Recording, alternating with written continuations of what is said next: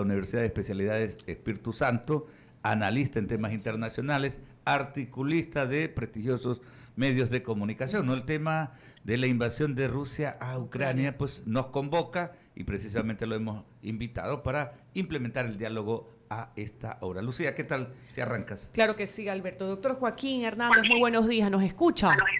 Muy buenos días, por supuesto que sí, muchísimas gracias por esta oportunidad. Un saludo muy cordial a todos ustedes, a este prestigioso programa y a todas las personas que nos están escuchando esta mañana. En medio de la invasión rusa a Ucrania y las sanciones con las que ha respondido Occidente, el presidente ruso ya había anunciado una orden incluso de alerta a sus fuerzas de disuasión que ha generado pues temores y críticas. ¿Cuán real es el riesgo nuclear de este conflicto? Lo escuchamos, doctor Hernández. Mire, así real como algo inminente no lo es. Ok. Él lo que está haciendo evidentemente es amenazar. Él no puede permitir, me refiero a Putin, que su invasión fracase, porque es una lección de fuerza, es una muestra del poderío de la Rusia imperial, que es el sueño que él tiene, y por lo tanto está dispuesto a acudir a todos los medios para provocar que los demás países u organizaciones le permitan hacer lo que él quiera. Ahora, eso tampoco ingenuamente podemos decir que no pueda suceder. Desde el momento en que hay poderíos nucleares y hay desatinados mentales, pues definitivamente cualquier posibilidad es real. Pero en este momento los análisis internacionales no van a eso, sino que más bien es una forma más de amedrentar, de chantajear a Occidente. ¿Por qué? Porque entre otras razones Putin piensa que Occidente es un conjunto de países con ciudadanos muy cómodos que prefieren su propia nivel de vida, no les importa lo que pasa alrededor con tal de que a ellos no les pasa, y que están muy preocupados de sus historias personales como para prestar atención a lo que sucede a nivel global. Pero la respuesta de Occidente ha sido hasta ahora bastante fuerte, yo no diría que definitiva, porque va a ser definitiva en el momento en que Estados Unidos le deje de comprar gas y petróleo. Ahí ese rato Putin comienza a andar en banda.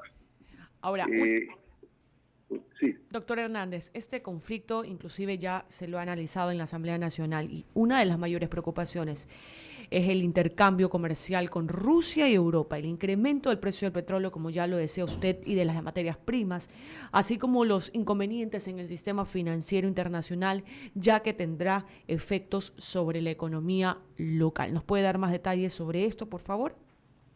O sea, lo que pasa es que hay algo que tenemos que aceptar, que estamos frente a una guerra. Y no podemos querer que haya guerra y no haya guerra. Ese es el grave problema. Esto tiene sus costos y sus consecuencias. Tanto el presidente Biden como el presidente Macron han anunciado, no ahora, de hace días, que las consecuencias sobre los ciudadanos, sobre la vida común, se iban a sentir. Pero aquí la disyuntiva es la siguiente, yo no estoy diciendo cuál sea, sino planteo nomás. ¿Se le hace caso a Putin en todo lo que él quiere? Si ustedes examinan el mapa donde está situada Ucrania, los países vecinos, fronterizos, son nada menos que Polonia, Hungría, Rumania, los países bálticos y esa pequeña república que se llama Moldavia, y después de Polonia viene Alemania, y viene Francia, y arriba está Suiza. Entonces la pregunta es, si ya Putin ha dicho de que él quiere recuperar las fronteras de la ex Unión Soviética, y estas incluían Polonia, Rumania, Hungría, por decirlo menos, y por supuesto la República Báltica. Entonces, ¿qué va a hacer Occidente? ¿Quedarse cruzado de brazos, quejándose de problemas económicos? de desabastecimiento de gas, de situaciones financieras. Esa es una opción. La otra es que definitivamente adopte un discurso y una actitud contrastadora que muestre el poder de Occidente, cosa que a Putin no sé hasta este momento, pero Putin siempre se rió de Occidente y dijo que era una cultura debilitada, minada por el exceso de tolerancia, el respeto a las minorías, el hedonismo, etcétera, etcétera, etcétera. 9:21 a.m. Estamos dialogando con el doctor Joaquín Hernández sobre el conflicto entre Rusia y Ucrania. Sigue con más preguntas mi compañero Javier Segarra. Gracias, Lucía. Doctor, ¿cómo le va? Buenos días. ¿Qué tal, Javier? Bienvenido a la plataforma de I99. La comunidad internacional por ahora está como un poco retenida frente a los anuncios que puedan hacer el propio gobierno de Rusia. Perdón, no escuché bien la respuesta internacional. No, la comunidad internacional está un poco como detenida frente a la propuesta de Rusia. No, más bien todo lo contrario, o sea, va en escala. Lo que pasa es que no nos olvidemos de que los países de la Unión Europea y la OTAN han vivido durante casi 2 décadas en una atmósfera de comodidad, de no ser agresivos, de ser tolerantes, precisamente lo que Putin les acusa, y ahora eso se está rompiendo. El caso para mí más emblemático es Alemania.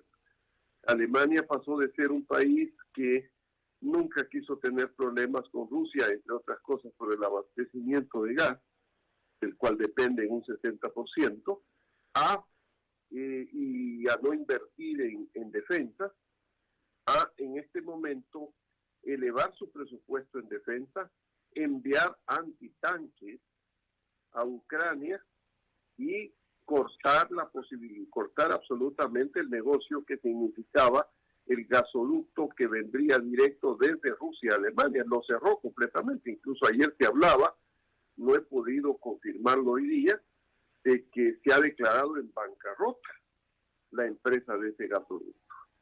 Entonces, la respuesta es una respuesta que va creciendo. El discurso ayer de la presidenta de la Unión Europea, aceptando la propuesta del presidente ucraniano de ser parte de la Unión Europea, fue muy dura, muy fuerte. Y el discurso del presidente Biden del día lunes en la Unión, ante el Estado de la Unión, igual, en su discurso que debió más bien tradicionalmente haberse dedicado a hablar de asuntos domésticos, sobre todo teniendo en cuenta las elecciones de noviembre de este año, se refirió en términos muy duros y continúa la situación, el ataque financiero. Tan fuerte ha sido que es lo que a Putin le ha llevado a utilizar la amenaza de las armas nucleares, porque evidentemente, y eso nosotros no tenemos información, sino muy aislada, de qué es lo que está pasando en Rusia al interior. Teníamos fotos de gente haciendo colas en los bancos el día viernes, sacando todo el dinero que podían. Tenemos información de la elevación del rublo, de la depreciación del rublo frente al dólar y a las demás monedas europeas, a la moneda europea que es el euro, y a otras monedas. Tenemos noticias de la preocupación de los magnates rusos que están perdiendo sus yates que valen millones de millones, están en el Mediterráneo. En fin, y además hay otra cosa. Hoy The Economist tenía en su artículo de fondo un análisis de qué es lo que estaba pasando con el ejército ruso, que no ha sido tan eficiente y efectivo como Putin lo pensaba. Por supuesto, eso no es ninguna cuestión que tranquilice, porque él lo que quiere es lo que en inglés se dice un baño de sangre. A él no le importa. Pero evidentemente la maquinaria ha tropezado con la fortaleza de un pueblo, y dentro de Rusia, más bien hay una propaganda que les dice a los habitantes de ese país que los soldados estaban en maniobras y que han sido recibidos como salvadores con flores, besos y aplausos por parte de los ucranianos que se sienten reconciliados de volver a su gran país, lo cual no tiene nada de cierto, es una mentira absoluta. Doctor, ¿y China juega un papel fundamental a estas alturas de la situación como está este conflicto? China lo que juega es un papel de mediador. Yo creo que eso es a lo que está jugando. Es decir, a proteger hasta cierto punto a Rusia, porque debilita en su competencia con Washington a Estados Unidos, pero tampoco a perder un rol de mediador con el cual puede mantener a ambos bandos en contacto. Yo leí hace un par de días, creo que en Corriere della Sera, el periódico italiano, una interesante comparación, ¿no? Decía que a nivel mundial en esta guerra, si fuese un Super Bowl, la intención de China es ganar ese Super Bowl, pero gracias a su capacidad de eficiencia, innovación, creatividad y producción, mientras que el interés de Putin es destruir la cancha, matando a los jugadores, matando a los espectadores y a los que venden las entradas. Entonces hay una diferencia bastante fuerte. Gracias, doctor. De mi parte, en el panel continúan con la entrevista. Sí. ¿Cómo le va, doctor Hernández? Ramiro Cepeda. Yo he escuchado con atención todo lo que se dice por parte de Occidente, pero la ventaja que tiene Occidente es que también se le permite hablar a la gente y escuchar a la gente de Rusia. He escuchado a un periodista ruso en CNN, hoy he escuchado al embajador ruso en Ecuador. Ellos no hablan de invasión, ellos hablan de una ayuda humanitaria, porque en Ucrania tampoco han vivido unos santitos, ¿no? Que han vivido gente de pronazi, que han habido genocidios, que han habido cosas inconfesables, que poco conocidas o transmitidas al mundo occidental. Este discurso compensa de alguna manera o justifica de alguna manera una incursión de Rusia a Ucrania, o en definitiva es un pretexto por una geopolítica económica y geopolítica de seguridad continental. Lo que usted dice como segunda opción, Ramiro, eso es una mentira absoluta. Las fotos que tenemos de destrucción de Ucrania, los muertos, la devastación, habla muy claramente de que ahí no se trata de ninguna manera de una operación. Segundo, ese cuento de que son judíos, empezando por el propio presidente de Ucrania, que es judío. Más bien los rusos deberían preocuparse de por qué pactaron con Hitler en 1939, nada menos que el perseguidor de los judíos y de la raza también eslava, el reparto de Polonia y la destrucción de Polonia. Entonces, yo creo que todo eso forma parte de una maquinaria de guerra. No nos olvidemos que la información, la propaganda, la publicidad es una de las armas, no solo los cañones, los misiles, las ametralladoras. Evidentemente ese es el discurso, pero es un discurso que hace agua, porque ante el rechazo de las Naciones Unidas en un voto casi mayoritario de respaldo a Ucrania y rechazo a la invasión de Rusia, las fotos que recorren por todos los medios, las tomas, y algo que es muy importante, las redes sociales. O sea, si dentro de la paranoia de la Guerra Fría, pues decían que todas las grandes cadenas occidentales estaban pagadas para transmitir la mentira y no sé qué cuánta cosa de aquella época. Pero en este momento hay gente que está tomando con sus teléfonos, que incluso muere en el acto, cartas que se cruzan, comunicaciones, envíos, pronunciamientos, etcétera, etcétera. Ahora, al embajador ruso no le toca más remedio que mentir. ¿Qué vamos a hacer? Pues, ¿no? No, claro, no pueden decir otra cosa, Joaquín, y yo lo invito a hacer un ejercicio, porque no termina siendo otra cosa que un ejercicio intelectual. Las sanciones económicas impuestas por Occidente hacia Rusia pueden tener varias aristas, pero dos que se me ocurren. primero, una implosión social dentro de la propia Rusia, producto de que la falta de transacciones impidan surtir de alimentos, impidan a la gente tener poder liberatorio con sus instrumentos de pago y de crédito. Y la segunda, escupir para arriba, que lo he determinado yo, que Occidente también sufra las consecuencias porque la economía es una vía de doble vía. Y si usted atora una, por supuesto, cuando le toque la reversa, va a estar atorado usted mismo. Su lectura. Sí, pero evidente, por eso yo he dicho, lamentablemente una guerra es una guerra, ¿no? Por eso es que tanto la desechamos y tanto la rechazamos, ¿no? Como recurso de solución de problemas. Y eso ha sido la norma desde los años 90, solucionar mediante reglas, acuerdos y consensos las diferencias. Pero ya una vez que lamentablemente los cañones han comenzado, aquí solo quedan dos opciones. O se acepta Putin y entonces la siguiente va a ser Polonia, o se pasa las consecuencias. Ahora, evidentemente las medidas económicas tomadas por Occidente todavía les falta profundidad. Como digo, es clave el cortarle los ingresos por compras de gas y petróleo desde Estados Unidos a Rusia, porque eso todavía está libre. Ahí no hay problema y es un flujo de millones de dólares que continúan alimentando la maquinaria bélica rusa.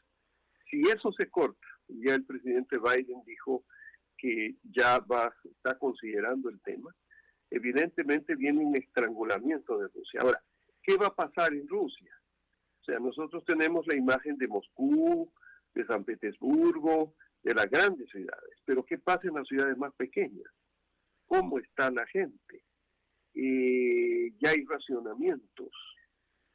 También muchos generales se van a preguntar por qué, aunque ellos no forman parte de la Corte Internacional, no firmaron el Tratado de la Corte Internacional de la Haya, ya hay un proceso de denuncias por crímenes de guerra.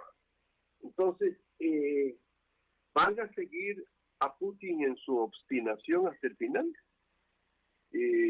Yo creo que todos esos factores tenemos que verlos. Lo que pasa es que las medidas económicas tomadas por Occidente han sido en escala, van en escala, y no producen los resultados inmediatos que son los que, por lo menos algunos quisiéramos, que es que se detenga esa masacre en Ucrania. Doctora Hernández, Verónica Landeta le saluda. Bueno, ahí está ampliamente pues el análisis, ¿no?, de lo que significa definitivamente el tema de la tensión entre Rusia y Ucrania. Solo para compartirles un dato, pues ya ustedes saben que el tema económico comienza a impactar y prácticamente pues a sus vecinos, los de la Unión Europea. La guerra de Ucrania tiene consecuencias directas sobre el precio de la luz. Hoy viernes marcará nuevas cotas en el mercado mayorista a raíz del precio del alza del gas. De este modo, el viernes el precio de la electricidad, según los datos del operador Omnie, se va a mantener estable en los 340 euros al megavatio hora, pero definitivamente pues eso variará y esto sería un gran coletazo, ¿no?, para muchas de las naciones que dependen de esto. Y también ayer en conversaciones Francia ya planteaba pues una política energética para toda la Unión Europea de forma independiente, porque esto definitivamente les marca ese impacto económico. ¿Hacia dónde podríamos llegar si esto se agrava, como se ve que se va a agravar, porque Rusia mantiene una postura de negociar con Ucrania, pero con el proceso y el objetivo de guerra en marcha? Mire, es incierto,